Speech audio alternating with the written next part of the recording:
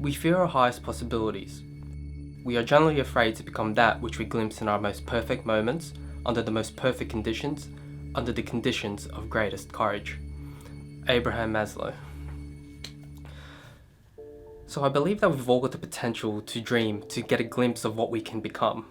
And here's a funny story. So one time at work, I got put into a new team, and as a break the ice, get to know each other, there was a question that we had to answer going around the circle, and the question was, what is your dream job and what does your dream life look like? And so as you went around the circle, I can see the enthusiasm in people's faces when they're talking about their dream job. So they're saying one of them wanted to be a coffee shop owner, another wanted to own their own gym, another one wanted to change the world through volunteer work.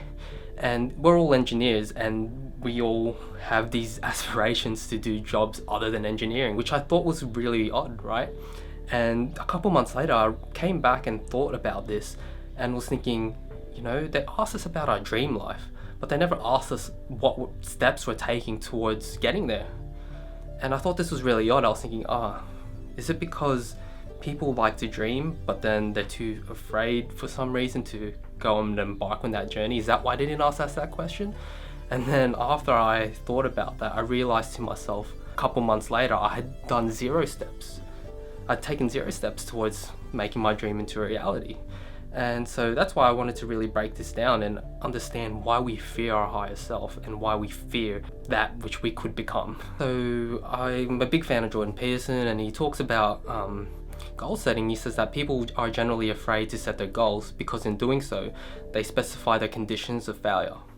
There's this quote by Carl Jung which I was really reflecting upon, which goes, "If you do not make the unconscious conscious, it will rule your life and you will call it fate."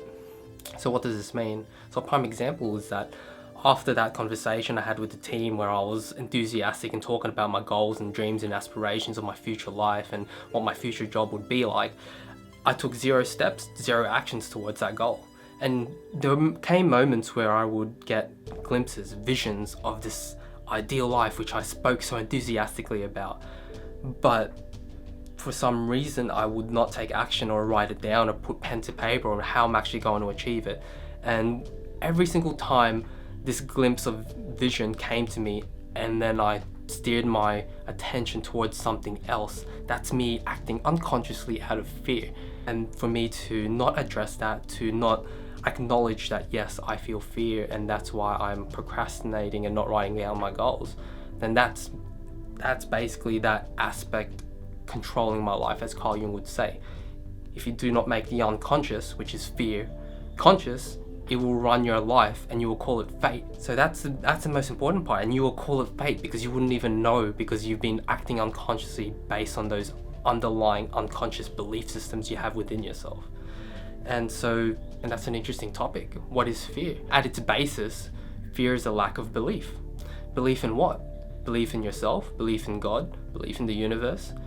This is the question throughout the ages which has been attempted to be answered, whether through religion, spirituality, new age thought like the law of attraction. They all have this one thing in common. They all point to the fundamental aspect of belief. And what I think is that to believe, metaphorically speaking, is to be in communion with God or the universe or your higher self, whatever you want to call it.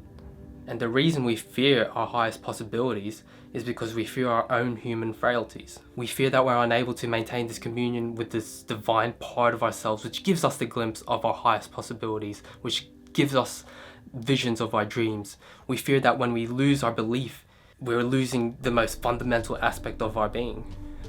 And so you can think about this as a battle between faith and doubt. This is a divine drama which is wired within us. The divine drama of yin and yang, of bad versus good, good versus evil, faith versus doubt. This is the birthplace of mythology. This is where the story of the hero's journey comes from. The hero that we all look up to, the mythologies of the hero who self-overcomes, who fights the dragon and gets the treasure at the end of it. We listen in awe to tales and myths of the hero overcoming all odds against him, whether it be Frodo from Lord of the Rings, when we watch Rocky Balboa, when we even watch sports and admiring the comeback of like an underdog team, We're all engaged, even if it's just a movie or a fictional story.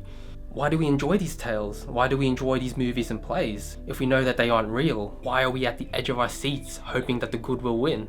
It's because through these tales and myths of heroes, we see a reflection of the human spirit within us. So similarly, when we embark on our goals to achieve our visions, to reach that highest possible version of ourselves that we can conceptualize, we are enacting our own unique part in the divine drama. And this is a battle which cannot be seen because it happens within our own psyche. This is a psychological battle, this is a mental battle, this is a spiritual battle. Whether it's us running that extra mile or lifting that extra rep, studying for that extra 30 minutes, we're in a battle with the enemy. And that enemy is not external to us. That enemy is in here, it's within. It is us. That's why I say, why the premise of this video is why we fear our highest self. Because that's just one aspect of the self which we fear, the shadow aspect of ourself, the self that is the enemy within.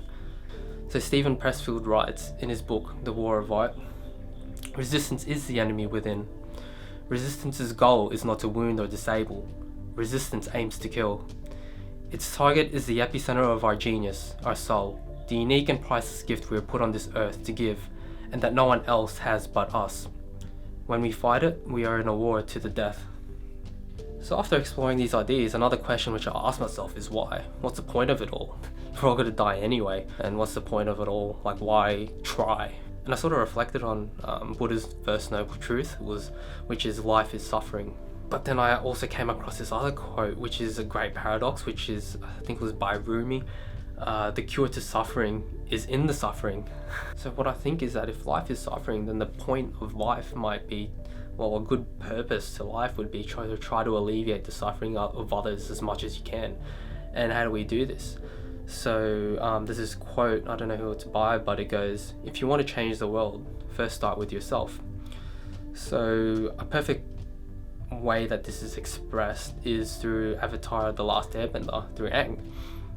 Now for Aang to change the world, to bring balance to the world, you see that he must first bring balance to himself within. He does all the internal work, with the guru. It's like basically like psychotherapy when he's addressing all his fears and his angers and his insecurities, and only in healing himself, healing his inner traumas, is he able to heal things in the outside world, to bring balance in the outside world. So it comes from within and then without. That's what the quote is saying. If you want to change the world, then start with yourself. And so a good purpose to life is that if you want to alleviate suffering, then you must strive and you must suffer to become the highest version of yourself, and only then can you help others and be a beacon of light in the world of darkness, and help other people.